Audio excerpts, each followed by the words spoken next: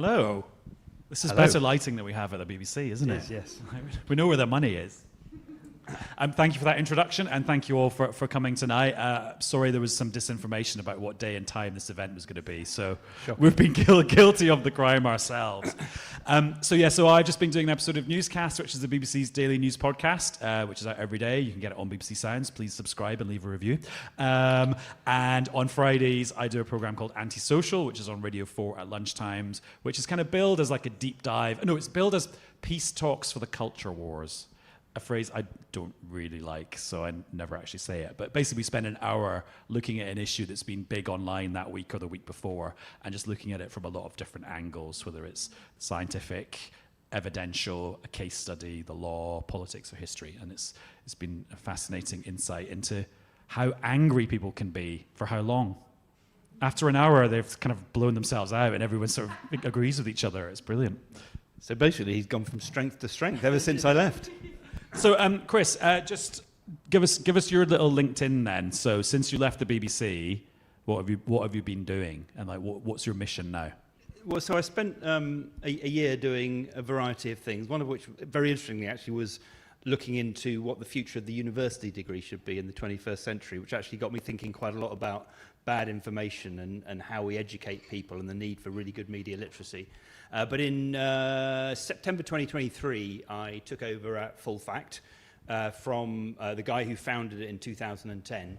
And Full Fact was actually one of the inspirations for BBC Reality Check, which I kind of became the first correspondent for when I came back from Brussels in 2016. Because I think the BBC looked and saw this kind of quite small charity that was saying, no, what you've said there is wrong, please correct it. And the BBC, while all journalism is supposed to check facts, right, and this is the slightly weird thing about the title fact-checking, it didn't really have a unit specifically looking at the claims made by politicians or other public figures. And obviously in the kind of quite poisonous atmosphere of post-Brexit politics and where do we go after the referendum, it was felt that was needed. So I obviously knew of Full Fact before I went there, because we'd sort of looked at them sort of from within the BBC and thought, how can we close them down by producing something much bigger? But we're still here. How can we complement them?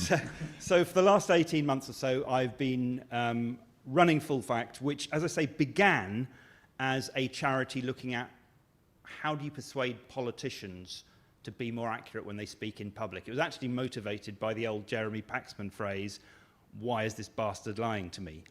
But over the time it's existed, it's obviously grown, the kind of scope of what we do has grown exponentially because of technology, because of social media, and the spread of misleading, false or fake information has accelerated so rapidly that the canvas on which we paint is now much broader. But that's kind of what we do. We do the fact-checking, but we also use technology, which we can come on to, because if technology has helped spread the bad stuff, the only way you can fight back at the scale you need across the entire internet, all the information that's ever existed, is to use technology as well. So we've spent a lot of time building AI tools. So there's loads of stuff we can talk about that's current and its future, but just to rewind a bit, I mean, you'd spent your whole journalistic life in really interesting places, whether it was Turkey or Brussels.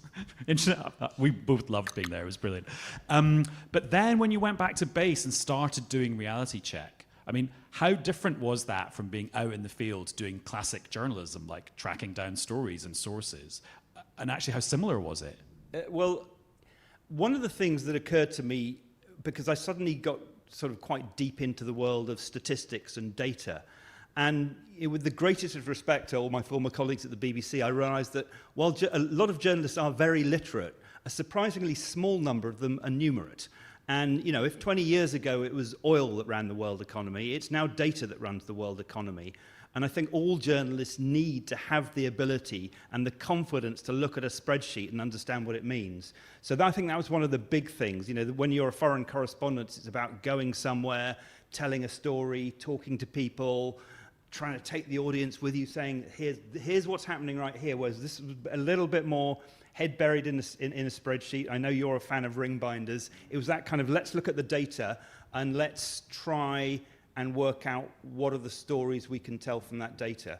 And one of the things about fact-checking, I think one of its weaknesses when it started was it looked very specifically at single points of data. That's great. You know, this number should be 7%, not 5%. But I think it's now not enough, because many of the people who spread public misinformation are very good at telling stories. So you need to be able to fact-check narratives as well, which is a more difficult thing, but it is how people consume information. For going back generations, it's hardwired into our DNA. We learn through stories. So the people that care about good information need to understand how to tell stories and make stories more accurate. And I'm glad you talked about storytelling, because it took me a little while to realize how important that was. Because when you feel a bit self-righteous about the fact that you've got to the truth that has eluded other people, you think that should stand on its own 2 feet and that should be worth it. But no, it's got to be compelling. And what I say to our team on Newscast every day is, watching the news for a lot of people is completely optional now. And so if you're making a product that is, we used to say at the BBC, eat your greens, or like high fiber, if you're not making it compelling, then no one is going to listen to it or download it or watch it. So that whole kind of telling the story in a way that is just putting out some stats or some truth kind of just doesn't cut it, does it? It doesn't. And also just format. I mean, when fact-checking began, and for a long time it was quite an earnest 800 words on a page. That's great, but if half the audience you're trying to reach is spending all the time going through short videos on TikTok, that's not going to cut it. And so you also need to be making short videos, have the confidence. And I think some people don't have the confidence to be able to tell a really, really short story. And it's actually sometimes easier to tell a long story. Making it really short and compelling but still accurate is really hard. Well, and also the reason I punched the air over there when Newsround was mentioned. Do you know what Newsround is? It's the news show for kids started by John Craven in the 1970s, and where I got my first job. And I'm so grateful that that was my first job in journalism, because when you were writing for an 8 or a 9-year-old or a 10-year-old kid, and explaining to them what is happening in the war in Iraq, because that was my era, or the global financial crisis, you really need to know what you're talking about, because that is how you can then write in simple language that is appealing and understandable to an 8 or 9-year-old. And the sort of the guilty secret of quite a lot of journalism is that people are kind of winging it a lot of the time, and that's why jargon and not being precise and sort of alluding to things rather than actually being explicit, that's why that happens, is because people are not experts in the field that they're reporting on. Whereas Newsround taught me, to get to the truth, you need to use simple language, and to use simple language, you need to really know what you're talking about. Yeah, and there's a lot of rubbish on social media, as we know, but there's also a lot of great stuff on social media. And I think the people who communicate really well on social media are those who can say something compelling, hopefully vaguely accurate, maybe even entertaining, in not very many characters. And it's a real skill. Right, so your work at Full Fact. First of all, just to define our terms, what is the difference between misinformation and disinformation? And does the difference actually matter? Well, it kind of matters. So the academic definition, if you like, is that misinformation is stuff which may be false or misleading, which is spread but not necessarily with deliberate intent. Whereas disinformation is spread deliberately in order to cause harm to an individual, a group of people, a community, even a country, and quite often that might be state-sponsored disinformation, so spread by a country to get its point of view across in one way or another. So that's kind of the broad definition. I'm not going to go into malinformation, because that gets me way too far down an academic rabbit hole, which I don't want to be in. I remember, name drop, interviewing Prince William once, and I was like, oh. Only once? Yeah, I was like, yeah, only the once. And I was like, oh, do you prefer like green hydrogen or grey hydrogen or blue hydrogen? And like the widening of his eyes as he realized he didn't know the difference. So it's like, yeah, you can get hung up on labels. Right, so, I mean, do you spend most of your time on misinformation or disinformation? We probably do a little bit more misinformation, so stuff that is maybe spread unknowingly, but there's a kind of a blurred line. I mean, there's kind of proper state-sponsored disinformation, which can be organised campaigns to maybe change the course of a close election or something like that. But there's also can be quite sort of damaging stuff. I mean, some of the stuff, for example, we saw during the riots last summer after the awful murders in Southport. Was kind of characterised as misinformation, but it was spread quite deliberately to foment unrest, to cause confusion. So, I mean, there is a sort of blurred line between the two. But one of the subjects we deal with a lot actually is health. Because, I mean, that obviously grew. We did the same at the BBC out of the pandemic. And it's not just about vaccine hesitancy, but just the enormous amount of rubbish there is out there on the internet about health. I mean, to just give you some example of the scale, YouTube, just so one platform, have told us that in 2023 there were 5.5 billion views of health-related videos in the UK alone. Now, some of those videos, I'm sure, are great. They're probably made by the NHS. They tell you sensible stuff. But as I'm sure anyone in the audience knows, there's an awful lot of rubbish out there. Some of it aimed at teenagers, about acne, about your weight, a huge amount of misinformation about cancer treatments and so forth. So, and the thing about health is it is potentially something which clearly can cause quite immediate harm. I mean, some of the really bad examples I can give you are, there was an example of a video which went quite viral in West Africa, and I can talk about the other countries we work in, which said that one of the cures for conjunctivitis was to put battery acid in your eye. Now, you might think, well, I'm not going to do that, but some people did, and there's elements of education and access to information, which is why sometimes at a very basic level, media literacy is so important. Okay, well, let's take a health video on YouTube that's got some questionable or downright dangerous information in it.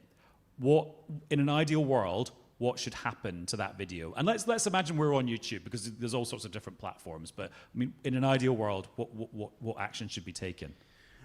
So it partly depends, if you like, on how harmful it might be. I mean, if it is a video which causes imminent risk to life, I would hope that YouTube would take action to remove that video. But there is a really difficult balance to be drawn throughout this debate between the importance of protecting freedom of expression and the importance of protecting people from harm online, whether that's in health or politics or anywhere else. I mean, but one of the things you can do is immediately, put out a video of your own saying this is not correct, this statistic is wrong, this bit of information is wrong.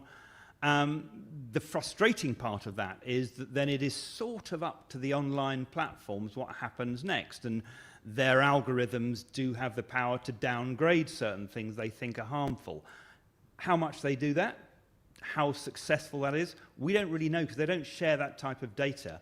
One of the reasons they don't share the data very well is that the data is part of their business model, and there are very, very good people, and they do very good things, or try to do very good things at most of the big online platforms. But let's be under no illusion. In the end, these are some of the most powerful companies that have ever existed, and they are there to make money. And one of the ways they make money, or the main way they make money, is to get their algorithms to push digital advertising at you, me, and other people, so we share things more and we look at things more. There's a bazillion things I want to ask you about that, but if we go back to the first thing you said there about the idea that, well, you could post your own kind of good content in opposition to that, what have you learned about how to make the truth travel as far as the lies? It's really difficult. The old who's got its boots on before something else. Which I think is also a misquotation, isn't it? Yeah, it's exactly, it is a misquotation. Mark Twain. Thank you. I think it's one of the things about, there's a nice quote about misinformation that I use quite a lot, because I think it sums it up quite well. Misinformation is not like plumbing. It's not a problem you fix. You don't just tweak this button and the misinformation stops. It's much more like crime. You're not going to solve it. It's like a social condition that you keep having to adjust to. So it is, if you like, a constant battle. And let's face it, at the moment, the bad guys are winning. And one of the things that needs, I think, happen quite urgently is, I would say this as an organization in that space, but there needs to be more attention paid and more resources given to people who operate in that space. I mean, there's been a big debate about defence spending in this country over the last few months. It's going to increase, but defence is not just about bullets and tanks. It's about bots. It's about troll farms, and we're in a hybrid war.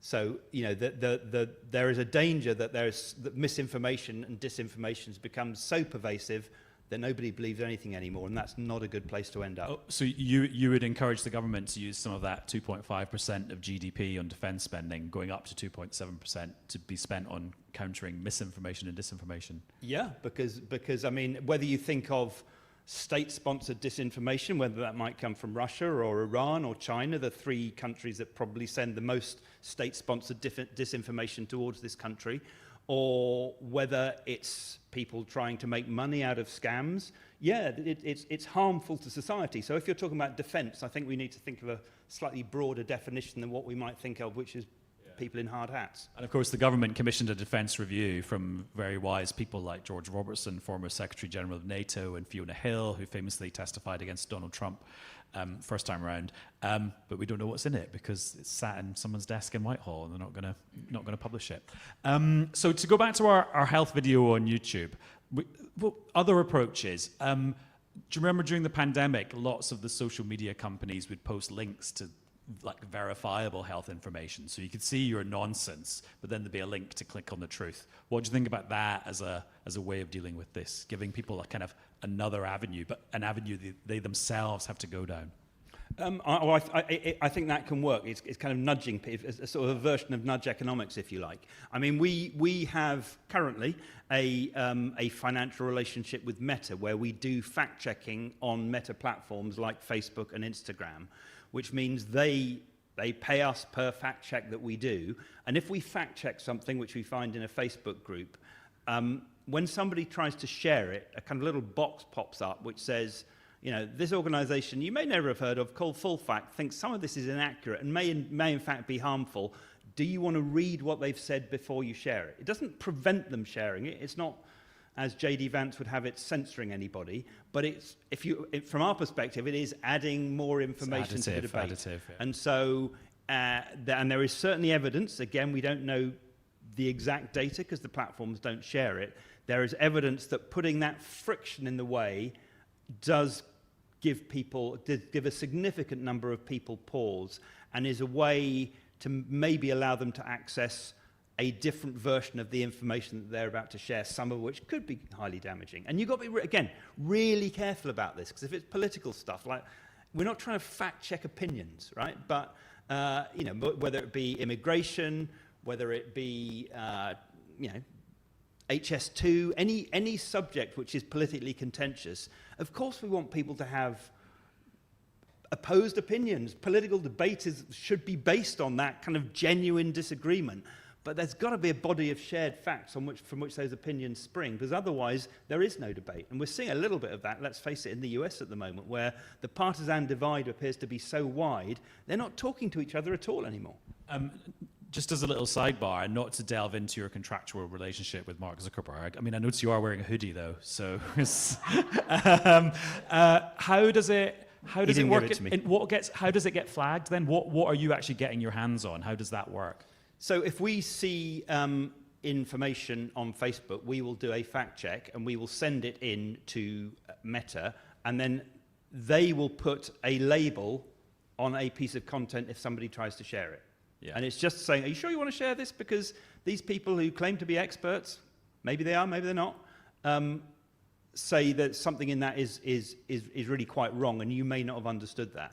And you know, there is the kind of... So you get sort of privileged access to Facebook as a trusted organisation. There's an element of privileged access, yeah. I mean, you may have seen that, so one of the... You mentioned Zuckerberg. One of the things he did, not coincidentally, on the 7th of January, one day after Donald Trump's election as president for the second time was officially confirmed, was announce the end of this kind of fact-checking partnership in the United States, with the intention to potentially end it in the rest of the world at some point in the future. So at the moment we still have that relationship, as do, I don't know, a couple of hundred organizations around the world. It could come to an end at the end of this year, we don't know. At the moment, Meta is trialing, again, something we can talk about, community notes, which is, in the US now, fact-checking on Meta platforms does not exist, but instead there is community notes along the lines of what is done on X, Elon Musk's platform.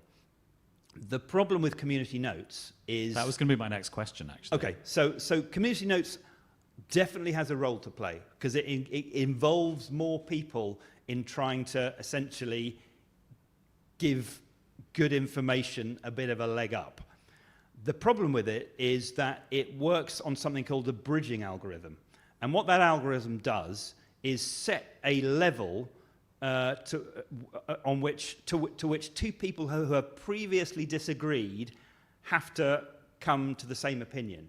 So it's essentially based on consensus. The trouble is they may come to the same opinion, but they're both wrong. Right. So it's not based on expertise or facts, it's based on reaching consensus. Right. So it's the idea is if we all agree, then we can publish it. Which is interesting because like consensus is a good thing, isn't it? But consensus actually, is a good thing, but it's how you reach the consensus. It also needs to be accurate. So and our position on community notes is it's not a substitute for the expertise which fact-checking can bring to the table, but it certainly has a role to play. So that bit of information you just gave me there about how community notes actually works, that was new news to me. How do you know that that's how that system works? How they've obviously had to be open about that, or was that information prized out of them? No. I think it is. If you look hard enough somewhere in the T's and C's, or somewhere on the Ask Us Anything page on X or on Meta, that information is there. But it is very important to understand that this is not the people who contribute to community notes may have genuine expertise. They may not. If they agree about something, it's more likely to get promoted. But for example, in the 72 hours before the US presidential election, I'm not going to give you a number because I can't remember the precise one, but there's a tiny number of the community notes that were suggested actually ever got published because consensus wasn't reached on them. Now, some of them might have been quite useful to people because they may have been very accurate, but that's not how the algorithm works. That's so interesting because I was quite sort of sympathetic to the idea of community notes because I bought into this idea that, okay, there's so much misinformation out there, there's no way individual people can tackle it all, so therefore the best way for society to deal with it is for us to do it in a sort of like grassroots kind of way, like you get everyone involved, and community notes seems like an everyone involved kind of way of fighting misinformation and getting to the truth. But it's so much more complicated than that. Well, I think you're right, but up to a point, if you like. And there's been some, obviously community notes has only been around for a relatively short time on X and a very, very short time on Meta platforms in the US. But one of the things that some early research has shown is that it's very good at kind of finding the obvious stuff, what I would call the kind of the slop. I mean, there's loads of stuff out there all the time about, click here and you'll get a free sandwich at Aldi. No, you actually won't. If you click here, you'll be taken to some website trying to get money from you. It's very good at finding that stuff because it's pretty easy to reach consensus saying this isn't true. Yeah. But the complicated stuff about Israel-Palestine, about Russia and Ukraine, about stuff on which people hold strong opinions on the safety of vaccines. It's much more difficult to reach consensus on that, and so community notes has limitations in that respect. And just on a related note about algorithms, I go through phases of going on TikTok. I kind of do it once a quarter because you just get sucked in and it's so compelling and so entertaining. But my view of the TikTok algorithm is that it's a bit rubbish because I've just been skiing and so now I'm getting loads of skiing videos. It's like, guys, skiing season is over, all the snow has melted. I don't want to see skiing videos anymore. And so in my mind, the algorithm's still just a bit basic. But am I being really naive about how the algorithm actually works? Feel free to insult me all you want. No, I would never do that. It can be quite clunky. I mean, it is kind of based on, well, you looked at this, you might like this. And you bought a fridge, here's more adverts for fridges. Here's more adverts for fridges. It's all about essentially getting you to click on more stuff so you consume more digital advertising so the platform on which you're viewing makes more money. It's as simple as that. And so some of the ways the algorithms work are quite sophisticated, but I agree with you. One of the things that many people see is, I look once to buy some shelves at IKEA. Now I'm getting shelf adverts every time I open my computer. So yeah. But the other thing to remember is that technology is, we're 10 years into 15 years into a 50, 100 year information technology revolution. And the speed with which things are changing, we haven't even got into generative AI yet, is extraordinary. And the change we've seen over the last 10 years will be nothing like the change we're going to see in the next 10. So they're going to get better, and they're going to get more sophisticated in good and bad ways. Let's talk about AI, because again, my theory at the moment about AI is you can spot an AI image or video a mile off because it kind of looks AI-ish. But again, that's me being naive, because we're in like caveman AI era. We're not even in like Iron Age AI era yet, are we? Yeah, no, and there's kind of like, you know, here's, I don't know, Keir Starmer or Nigel Farage playing Minecraft during the election campaign. Probably not real, probably generated by AI. There's some wise people did think it was but real, some naming people no did think names. it was real. You know, in audio, we think we've got to a place where it's almost impossible to tell if something has been artificially generated. So you might be able to tell that something is almost certainly misleading and fake, but if it's been generated by artificial intelligence, almost impossible to say. So there was a, you know, during the election, if you recall, 6 months before the election, it was going to be the election in which AI destroyed democracy. It wasn't. Partly maybe because it was an election which never felt it was going to be even close. So if you wanted to find an election in which you were going to have an organised campaign to disrupt democracy, this probably wasn't it, because, you know, the Conservatives, Mel Stride threw in the towel on the radio, didn't he, about 4 weeks before the vote. But there was a video, an audio emerged a couple of days before the election of Wes Streeting allegedly insulting some people on the street and saying he didn't care about Palestine. Now, in his constituency, the race, as you would know, was actually quite close. In the event, he won, but if a lot of people had believed that audio tape, maybe it could have swung things. And I think that's the sort of the danger in our democracy, is maybe not kind of AI altering the entire outcome in a first past the post race, unless it's really, really close. But at the next election, we are going to have probably hundreds of constituencies where you know, the votes could be really, really close. And that's where you don't need to do much to change results. But that audio recording of Wes Streeting, we're pretty sure it's not what he said, but was it generated by AI? Don't know. I mean, what should I do as the presenter of the UK's most downloaded daily news podcast when the next clip of Wes Streeting that's an AI clip comes out and my journalistic interest is piqued and I want to do it as a story? So what did you do the last one? Or can you remember? Or I don't think we actually covered it, and this is a bit of a get out because it just never quite crossed the thresholds to be that day's news. But I can imagine a situation where it will be that day's news, but then part of me will be like, this is a great story. The other part of me will be like, well, I'm going to fuel this this misinformation just by even reporting on it. But then the other part of me will then be thinking, well, that's kind of censoring the news for almost like political purposes if I don't touch it. So what advice would you give me and my team that day, the next time it happens? I think it's always a judgment call. I mean, and you're right, amplification is an issue. If you know, sometimes you might give far more oxygen to something which 4 people have watched or listened to, and then it's on the UK's most downloaded downloaded news podcast. That one, yeah. And then suddenly, so you're presenting it to a far greater audience, exactly what the people who made it intended in the first place.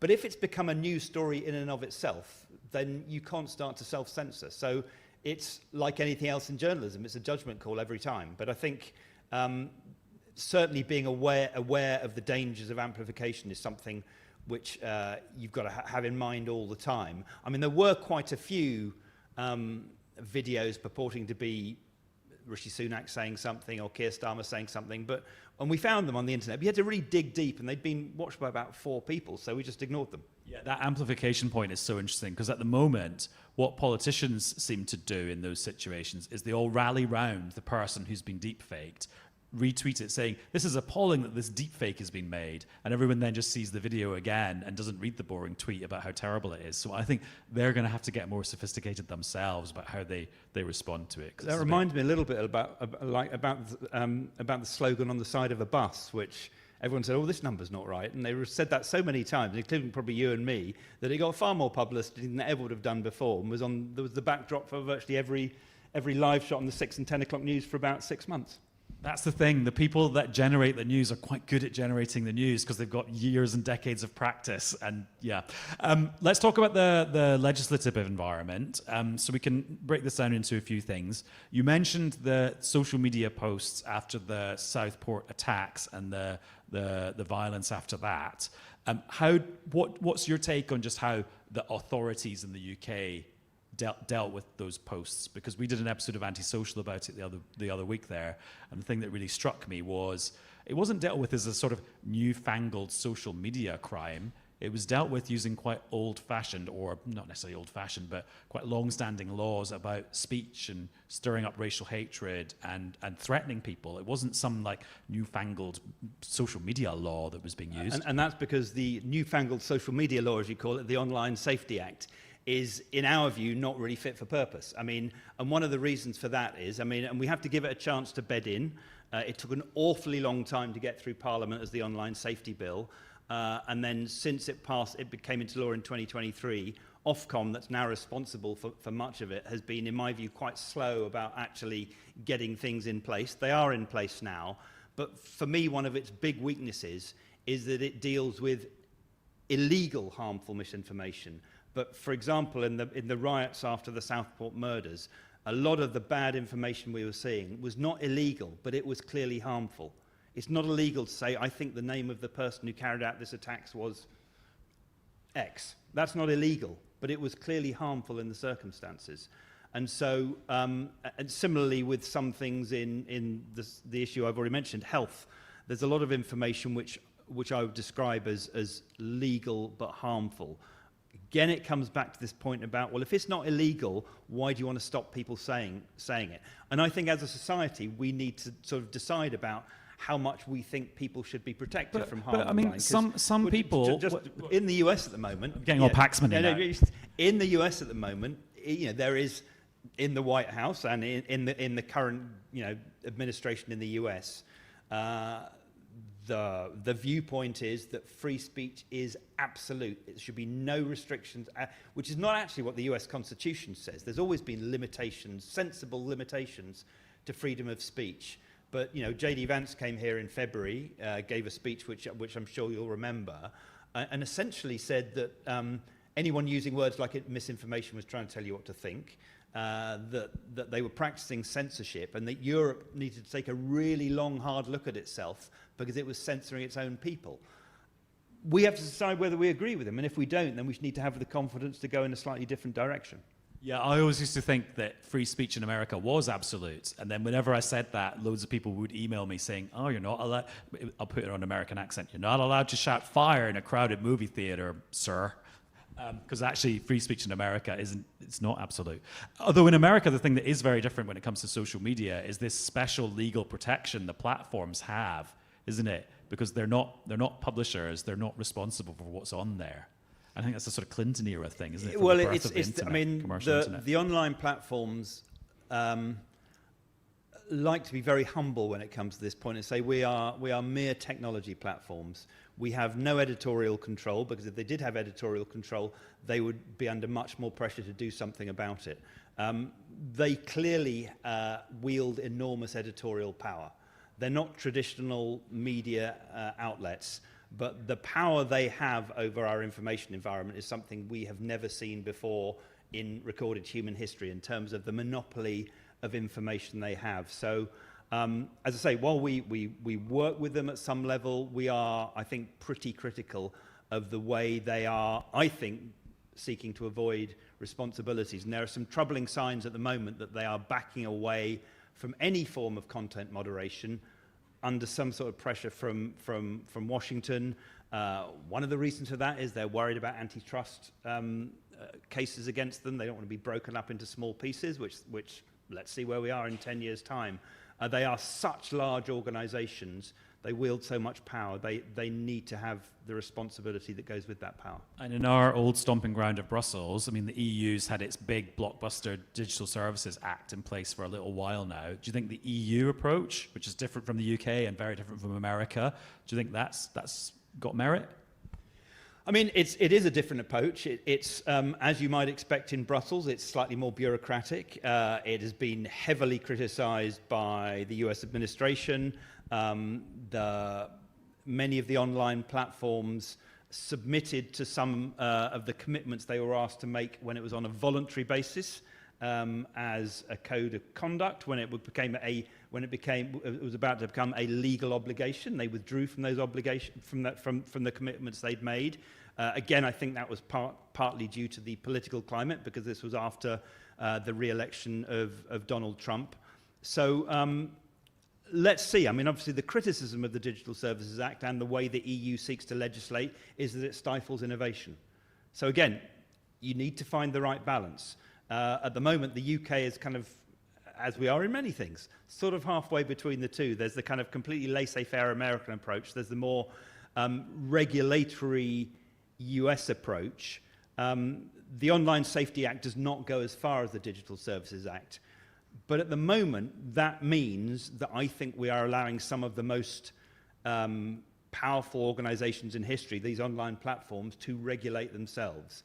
And we are outsourcing the decision about how we view our information environment to tech executives in California and to some extent in Beijing. And, you know, as I said, regulating information is a tough thing to do.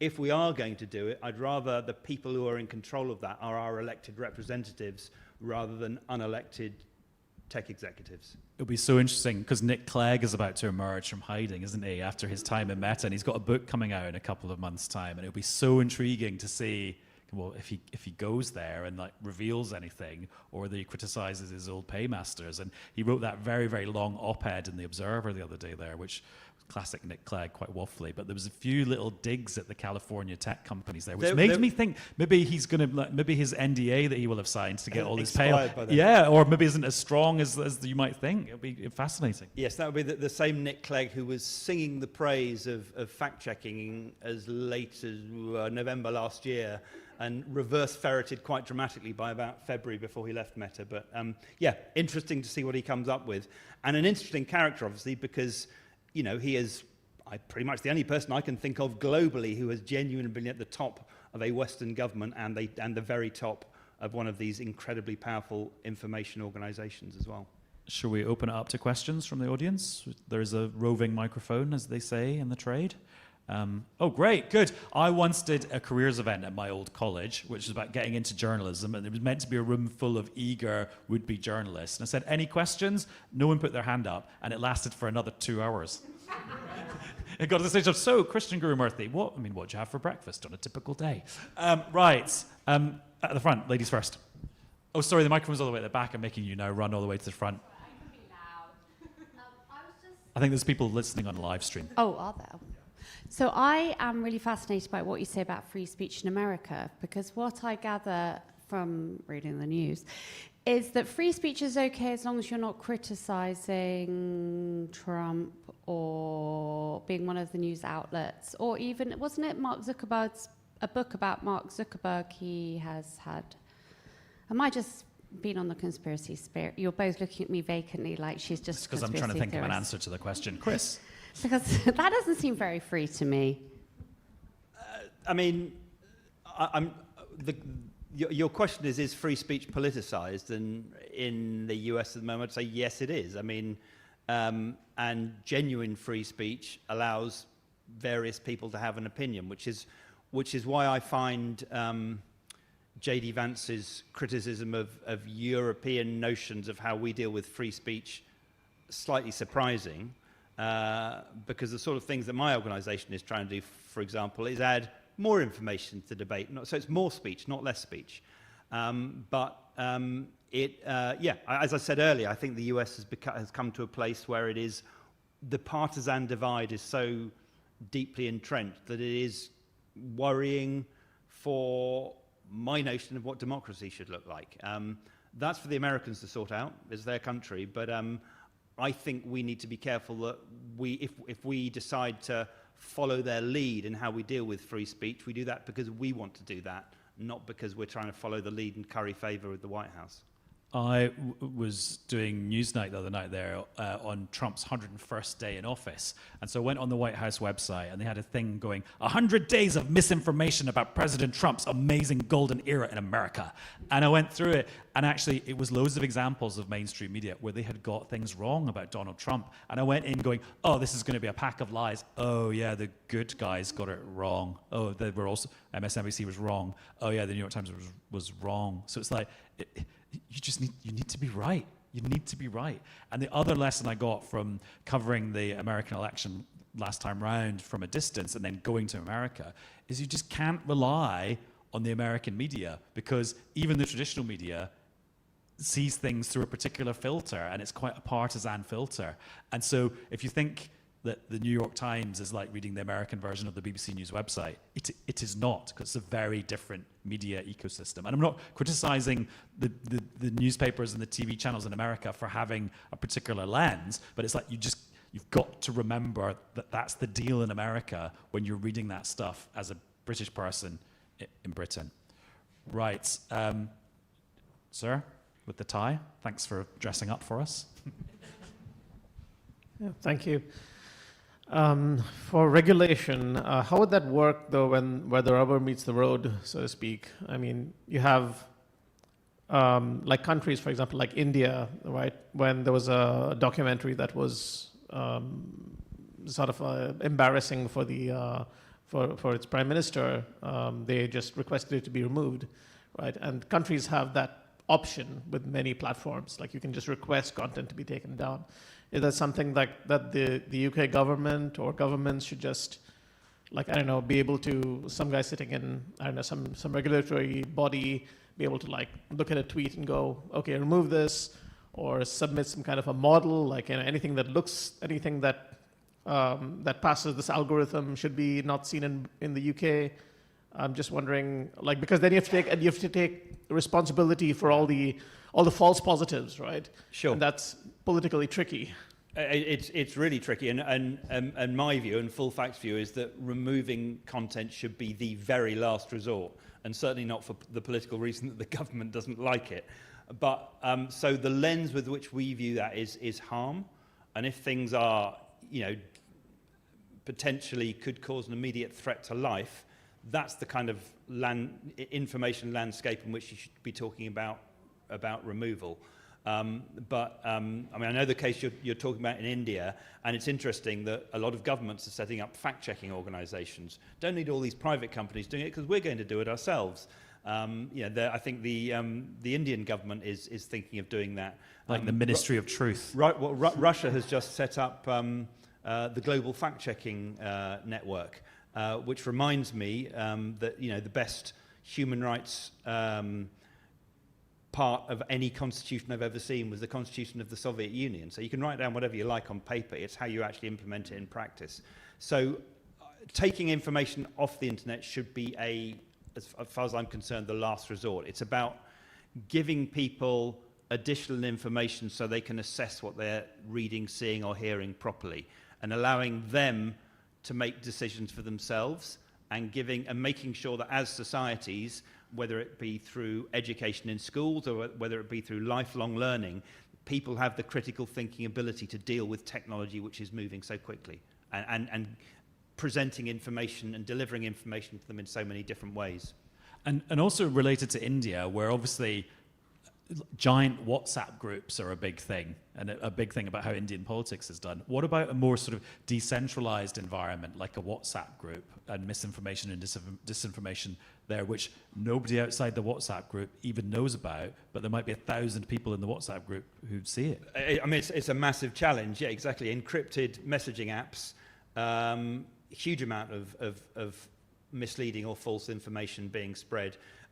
We've in the past, we don't have it open at the moment, had a WhatsApp tip line. If you see stuff you think is damaging, harmful, let us know and we'll have a look at it. But it's something which again is another layer of the complexity, that it's fine to be able to look at things which are very public, like Facebook groups or like Instagram videos or TikTok. But there's a whole other world. And I mean, you mentioned WhatsApp. I mean, Telegram in particular has been used a lot to kind of foster state-sponsored disinformation. and it's really difficult to find. I mean, you almost need to wait for it to come out before you can even start to address it, and that's a problem, because you need to find ways to intervene earlier, if you like, in the production, creation, dissemination of information, so that more good information gets out in the first place. Let's have some questions at the back, just right at the very back there. Hello, I'm glad you picked up. There were a couple of things of interest. You talk about how do we get to young people, teaching kids about democracy. I run an initiative that goes into schools to talk to kids about media, information, democracy. And they're all desperate for information, to learn about how to navigate media and the world that we live in and information. How do we go in and educate kids? Channel 4 just put out this big bit of shock and awe research about kids aren't engaging with public service broadcasters. You're doing full fact checks on Facebook, which my kids go, that's for grandma, Instagram, and that's for you, mum. You know, they're not there, and they don't trust, because we talk to them, they don't trust mainstream media. They get all their information from social media, and they believe that they know how to navigate it because they've been there their entire lives. What do we do? How do we teach them? What can you as Full Fact do? Would you like to come to one of our lunches and talk to some of our kids? How do we tell them about this? Well, I'd love to come, yes, definitely. Is it a school lunch? Yeah. Is it treacle tart and custard? Okay, good. Yeah, no, we're very happy to talk about that afterwards. I think one of the things is we need to embed the idea of critical thinking in the education system much earlier. I mean, one of the things that is happening at the moment is there is a curriculum review. We don't actually review the curriculum very often in this country, and anyone who cares about the kind of information that kids of whatever age are consuming should find a way to contribute their opinion to the curriculum review, because it is a way of getting your voice heard in what is an incredibly important debate. There was the Pears Foundation, which is a charitable foundation in London, recently released a report on countering conspiracy theories in schools. And I was part of that commission. And I think, for me, the most important recommendation was we should start teaching about conspiracy theories at the age of 5. Quite often in the syllabus, a lot of it doesn't start until the age of 13 in senior school. We know that 77% of 11 and 12-year-olds are on social media. It's too late to start at 13. And the other thing is, at the age of 5, there is still a little bit more trust in adults, including teachers. There is a tendency that a 5-year-old will believe the adult in the room a little bit more than an annoyed or annoying 13-year-old. So I think partly we look to countries like Finland, which is often held up as the example of an education system which addresses these kind of very serious issues in an earlier phase. And I think we need to sort of look at that as well, to give kids from a very young age the confidence to understand that there will be some information out there they come across that is set up to deceive them, and that it's not always the good guys that win in the fairy tales. Now, I think kids have the ability to sort of take that kind of information in if it is presented in the right way. And in terms of reaching young audiences, I mean, hopefully you don't think this is a naive answer, but the BBC approach is to just do what the BBC has always done, which is be everywhere where the license fee payers and the viewers and the listeners are, and make sure you've got talented journalists and broadcasters and storytellers who can engage with those people. And just in this era means we've got to do that on so many more platforms, and maybe the model that me and Chris grew up with isn't appropriate for that group of people, so you've got to find another model. And we do spend a lot of time, and we agonize a lot, and we try out a lot of stuff to find the right combination of platform, story, and storyteller, so that we get to people. Yeah, because that's what you've got to do as the public service broadcaster, where everyone pays the license fee. And it's not just a whole noble fighting disinformation thing. It's intrinsic to like the whole idea of the BBC, which sort of helps, because it's like, well, yeah, it's in our DNA to just be getting to everyone where they are because they pay for us. Yeah, we've just taken on a video producer in her 20s. She makes the videos for TikTok and Instagram we put out. I do not.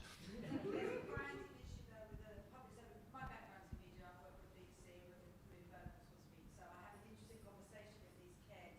There was a real issue about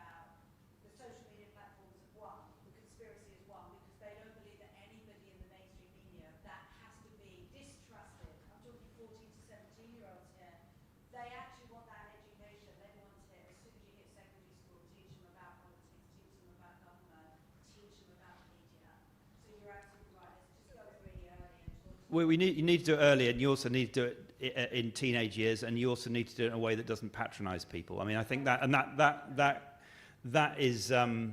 is true throughout life. If you try and teach people, if you just try and tell people they're wrong, they're not going to listen to you. I mean, that's one of the things that struck me.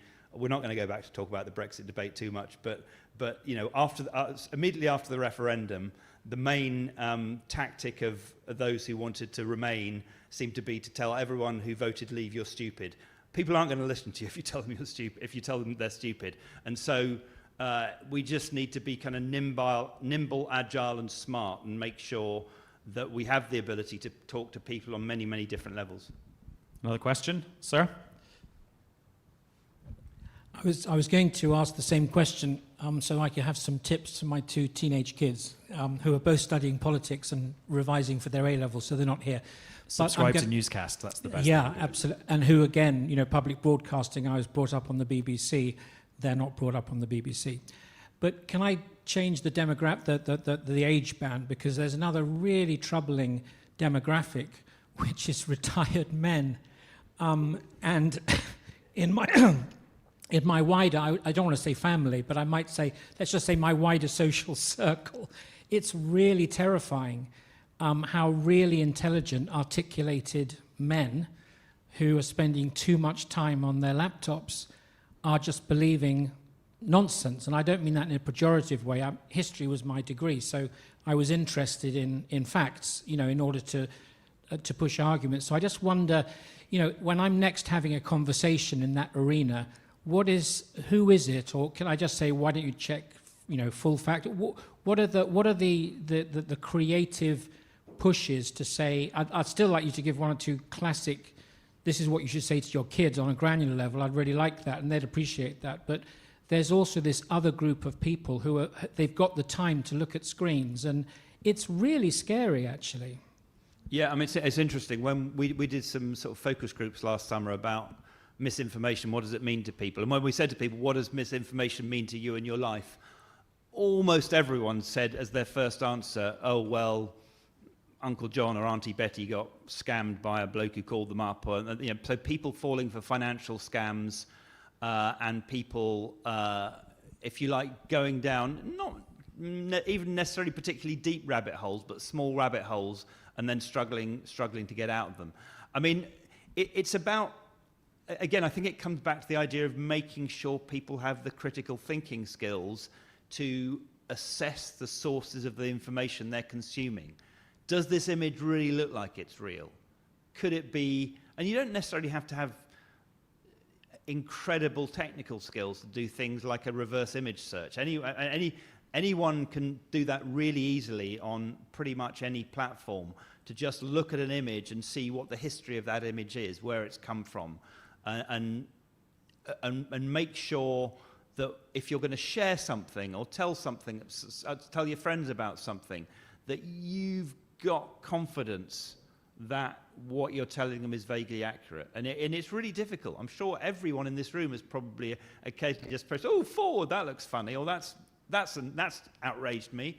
And we all probably just need to, it's almost like just pause for a second before you forward, or pause for a second before you share. And it's about giving people the confidence that even though the information system appears and the wheel seems to be spinning at extraordinary speeds, we can occasionally just take our time to get things right. Yeah, I don't know. I'm slightly worrying about the conversation in the pub with like the 70-year-old relative where I'm saying, you've got to learn how to do reverse image search. It's not that hard. No, I know, but it's not, yeah, I don't know. Well, I can see why, yeah. No, I think 20 years ago, they may have said, how do I press the buttons on this thing where money comes out of this hole in the wall? And true. People got the hang of it. I think the heartening thing is that people are talking about conversations there. Because as soon as you're engaging, aren't you? It's the people who don't even engage that's the problem, isn't it? And the other problem is that again, I come back to algorithms.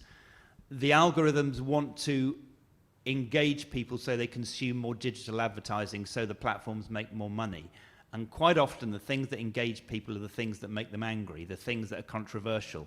And the things that make people angry are often misleading or often downright wrong. But that's the things which the algorithms don't really care whether the information is good or bad, right or wrong. The algorithm cares whether more people are going to consume it if they put it forward. Should we have 2 last quick fire questions? Oh, everyone's got a question. Over there, madam, in the zigzaggy top. That's why I'm not going to do question time. The zigzaggy top. Yeah. Thank you.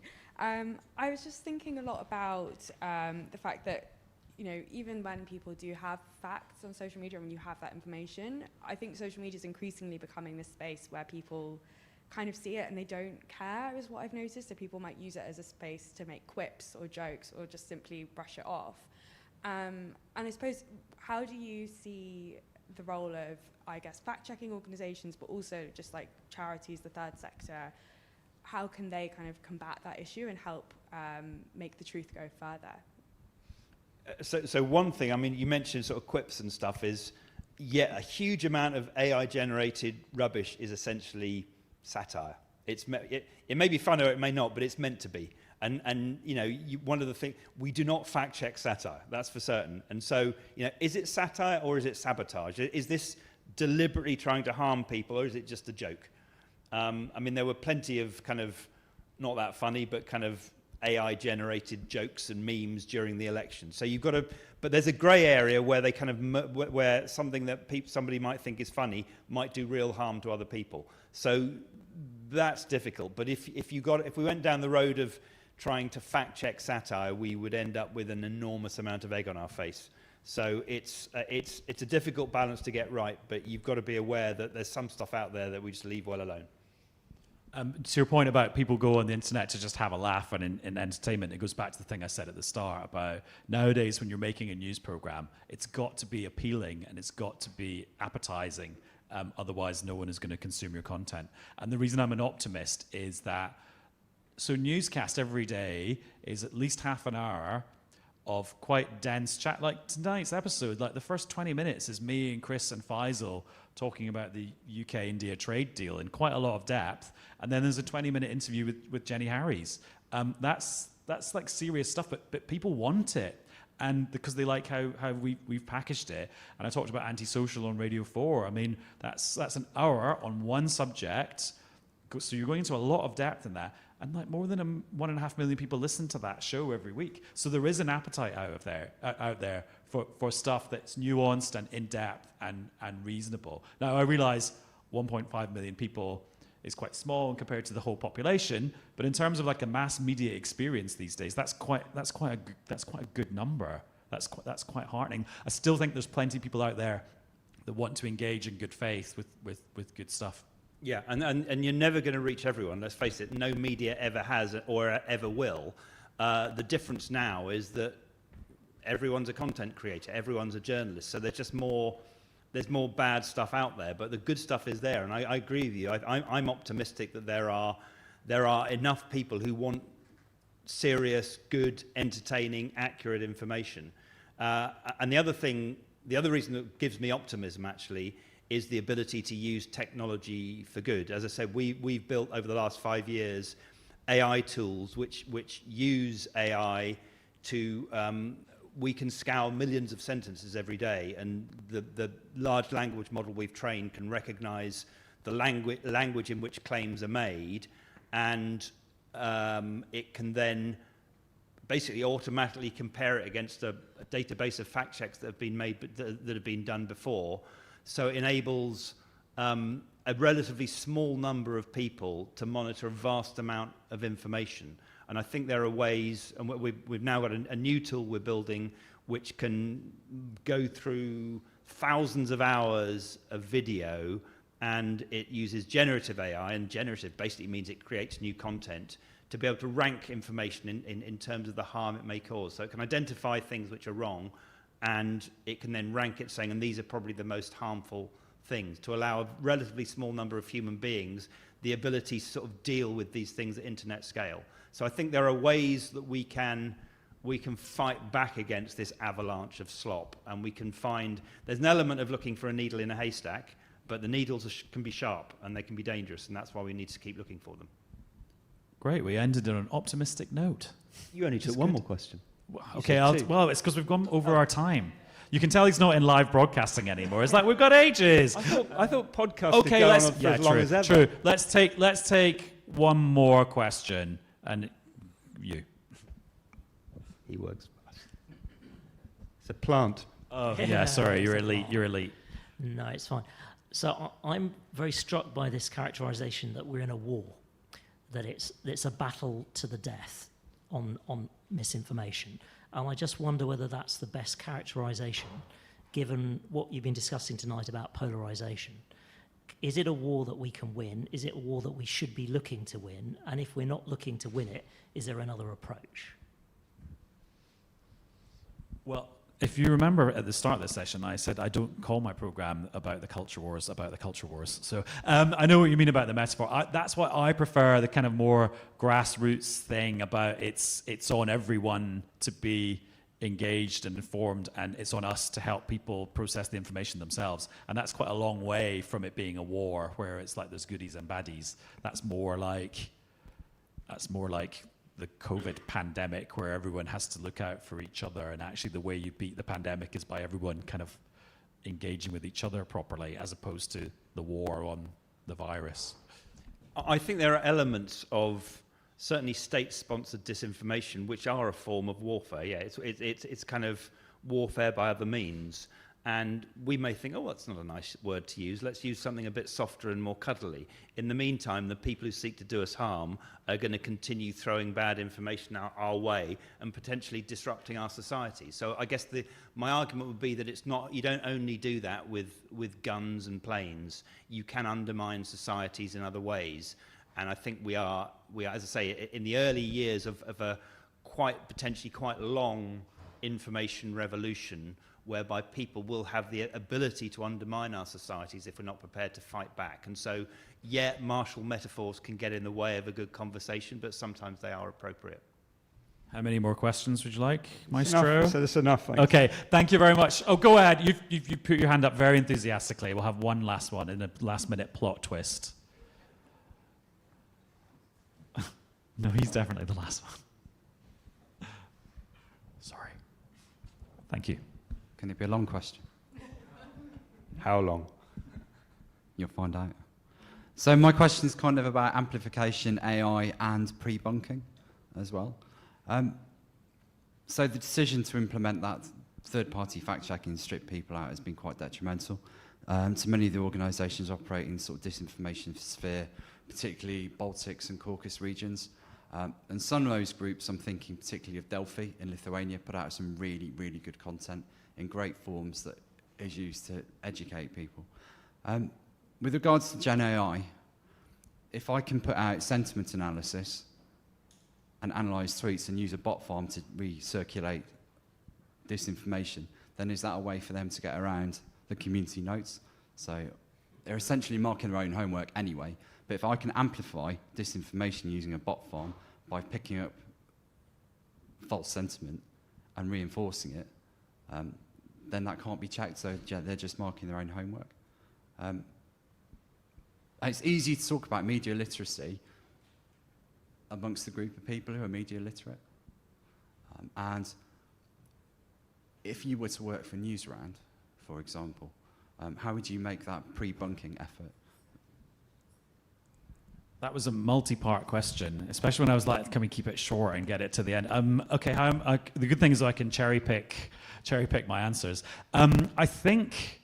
I mean, there's loads of things there I'm actually not qualified to talk about. I can't even talk about Newsround now because I'm not working on it. I think that whole thing about bots and amplifying things is that if the sentiment, in my experience, if the sentiment, people can sense when something is being promoted inorganically. And so I just think, I don't feel like we've seen a massive kind of like bot promoted thing that has really taken hold. That's just my experience of it. That seems like a theoretical risk, or a risk that maybe has played out in other places. But I don't feel there's been something here where our discourse has been swamped by something that's just not a real thing that's been promoted artificially. I just don't feel that it's happened yet here. I'm going to pick up on a different point, which is just briefly, you mentioned Lithuania and the difficulty that some organisations around the world are having. I think it's a massive issue that independent media in some really difficult places, and we work with organisations in the Middle East and Africa, in places like Yemen and South Sudan, where often a fact-checking or independent media organisation is one or two people with a mobile phone. But a lot of them have been hugely dependent, either directly or indirectly, on American money, either via USAID or more National Endowment for Democracy. It's all gone. It went with the stroke of a pen. And that's billions of dollars in aid for independent media around the world, including for fact-checking, which is not coming back. The idea that, in 2 years' time, the Democrats might... No one's going to put $13 billion worth of aid back into a budget, ever. And so I think there is a real crisis, and I don't know what the answer is to this, in many of the most vulnerable places in the world, where the small organisations that were doing a huge amount of good may just disappear because they have no funding left and no prospect of funding to come. And one of the ironies for me of the US withdrawing from aid, but at the same time saying our great geostrategic challenge of this century is China, is the question of, well, if you're leaving a void, who do you think is going to step into it? Because there's one candidate in first place, and that is China, with a very different view of what accurate information looks like. But we are going to leave a void on this stage because we've run over. So thank you very much for your questions, and thanks to Chris as well. Thank you. Thank you, Adam.